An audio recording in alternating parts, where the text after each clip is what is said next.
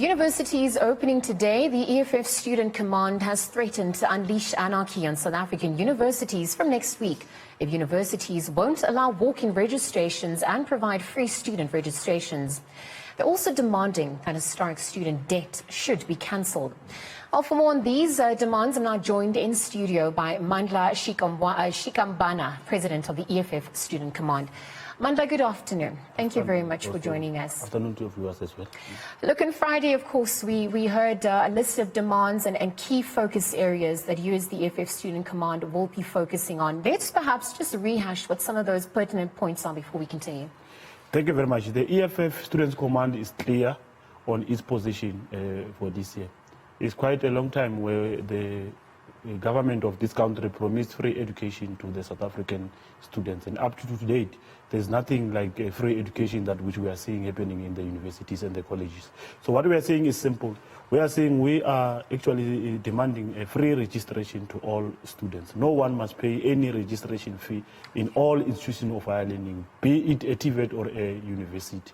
We are also saying walk-ins should be allowed in the universities, and late applications also should be considered for those who did not have time and also access to actually do the application.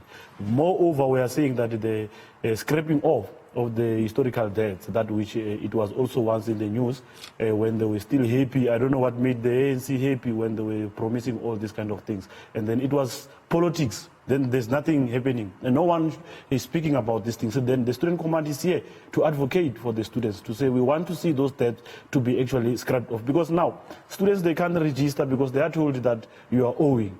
And then before you can register, then you must settle your debt. Even if you've got that 5,000 that which they are actually requesting from you, but then you've got a debt of 80-something thousand, and you don't have it, by the way. So we are saying they must scrape off all those debts and then allow students also to register for free. Mandla, if I'm quoting you correctly, you said there will be radical and a militant program that will ensue if these demands are not met. What exactly will you be following should the universities not come on board? We still say that, and we're not ashamed and apologetic about that. If the universities continue to be arrogant as they seem to be now, we are giving them this time to say, but at least look at yourselves. Consider black people, because they don't have that registration fee, is true. Why do you then come and demand the registration fee, whereas we were told about free education? In fact, when we say free registration is one step towards free education. Because free education, it means everything is free. Where you just have to pass matric, and then you qualify to be in the university or college, and then you go and register, given accommodation, then you go to class and start. We are saying we are going to shut down an institution or a college that is refusing to these three conditions that which we are actually giving: walk-ins, late application, which is, and then the other one is free registration, and also the scrapping off of the historical debts. Mandla, just a question in terms of why the need to start at the opening of universities. I mean, there's been some criticism from those saying that this might be a stumbling block for those, in fact, who want to register at universities. How do you respond to that criticism? If there is a stumbling block, it will be the universities that which they are blocking these people. We are saying to them, do these things. It's simple. And then if we wake up in the morning, we are told that there's late application in all institutions and the colleges. We don't have a problem about that. Why do we then continue with that? We are saying to them, as the students get their results, when they come to universities, let it be there a system in place that is going to accommodate those who did not have time to apply, or not to say time, but access to apply for a university education, and also college education. We are saying to them, open.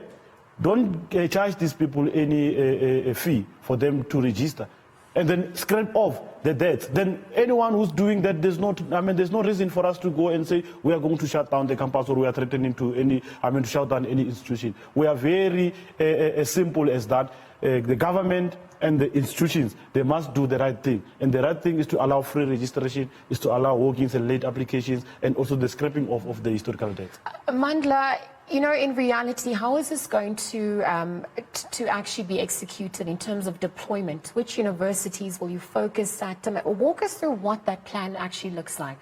We are all over the country. We have deployed our CSC team members from the EFF Students Command. We also have SRC members in the universities, that which we call that from today, they are busy reporting in the campuses. We also have the leadership of the branch within the campuses, who are going to be there to make sure that this call it actually happens. And then we are going to be all over, be it the university or the college. We cannot just be specific to say this campus and this campus. Why, if, for example, we choose to say UJ, and UJ complies to everything that which we are actually requesting. So we cannot just say specifically we are focusing in certain institutions. No, we will be going to those that which they actually says no to what we are actually requesting. How will you measure the success rate of this campaign? I mean, we can see that it's not new. So in lieu of your objectives this time round, how will you measure the success rate and maybe differentiate it from what has previously happened? The only thing that which will differentiate from what actually happened, now our team is one. We are establishing a community-based students' activism. When we initiate a community-based students' activism, what we are saying is that we are going to collect those who are in the communities, who qualifies to be in the universities, who did not apply, and also because of the not having an access to they have made them not to apply. We bring them to the institutions, then they register. To measure the success, of course, all our deployees are deployed there. Every day they will be reporting to us to say we have been assisting, this is the number of people that we have assisted every day. And then up until to the last day of registration, we'll be putting a record to say people who have been assisted throughout this program is this number of people. There was a comment made by the EFF party leader, of course, Julius Malema. We heard that there was a suggestion that the youth command was useless. I mean, how did you receive that? In what context did you receive that? To correct you, there's no youth command in the EFF. We only have the EFF Students Command. But by the way, we were going to the conference of the EFF. Yeah. And going to the conference of the EFF, it was the first conference of the EFF since the establishment of the EFF Students Command. Yeah. So it was very necessary for the mother body to actually highlight and reflect on what happened throughout the term that we have actually implemented the Students Command. And leadership or the Student Command, what he was reflecting to is that the Student Command, since its establishment, it has never done to the satisfactory him as an individual, not as an organization. And it was challenging us as the leaders of the Student Command to say, no, you can do better, you can do more. Go and do as how you should actually be doing. So it will be very wrong for us to actually want to come with an idea to say maybe there's a fight between the Students' Command and the EFF. We are in good terms. We are the organization on our own, relatively, but to the mother body. So what we are saying is that we are not useless. That is why we even managed to have our meetings where we are deploying everyone to say no. And we've got our own program in place to say this what and how we should actually attend to this. Okay, Mandla, just in conclusion, I know that the issue of female representation is also something that the EFF party at large is also, very intentional about increasing at this point. How do you aim to ensure that that happens from your level as well? We believe in women in leadership, and we cannot compromise the capacity of our women. Give a woman a task, it will be done, and then give a man a task. The day you request to say, hey, but also leader, what's happening? He will tell you stories and all those kind of things. Women are people that which every responsibility that they are given, they do it. You can check also within the EFF leadership. We've got a women representation there. Unlike other parties where you find that it's only one woman represented. We also go to our Students' Command. We have also the women representation there. We also have in the campuses where there is leadership, which you find where the chairperson or the secretary of the branch is the women. And also those who are leading in the SRCs is women in majority. So we are saying to say, we are going to actually continue sticking into that. One thing that which I want to speak about, and of which is a crisis in South Africa. You will know very well that we've got a disease called gender-based violence in South Africa. And this gender-based violence is actually directed mostly to our girl child and children and women in particular. We are speaking very strongly as the EFF Students Command. One of the issues that which we raise as the Student Command to the universities is that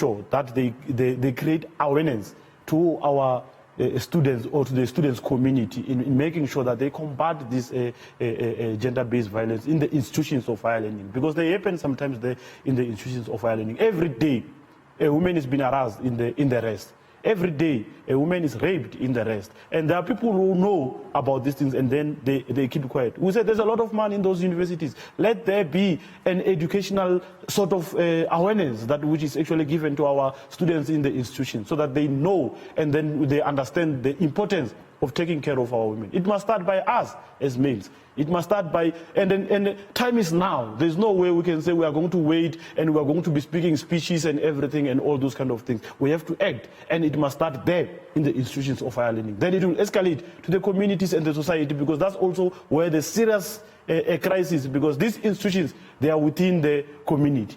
And in that community, there are people who are not members of the community of the students. Outside there, they come and commit those things, or they are the ones who are harassing our students. Awareness of gender-based violence will assist. By the way, we are going to run program as a student command. Also, that will be a national program that we go out, we educate, we make awareness to our students. We don't care which political party are you affiliated to, but what we seek to achieve here is to make sure that we give awareness, we educate our students, we make sure that they understand the importance of taking care of our girl child. Mandla, just in conclusion, let's just perhaps go back to, you obviously said for as of today, until the end or closing of registration, you will be available to assist. You've deployed members of the EFF across all campuses. So what exactly will that look like? What time will you be arriving at the institutions, and how exactly will you aim to assist? We are going to be in the institutions from today. Yes. Our people are busy reporting. And today, later on, we are going to have meetings with the TUTs, where we are going to give a proper direction to say this is what must happen. From TUTs is VUT, from VUT is your affairs, your UJ, and all those kind of things. They will be reporting every day from 6 o'clock in the morning, from the gate to every station where there is need for help.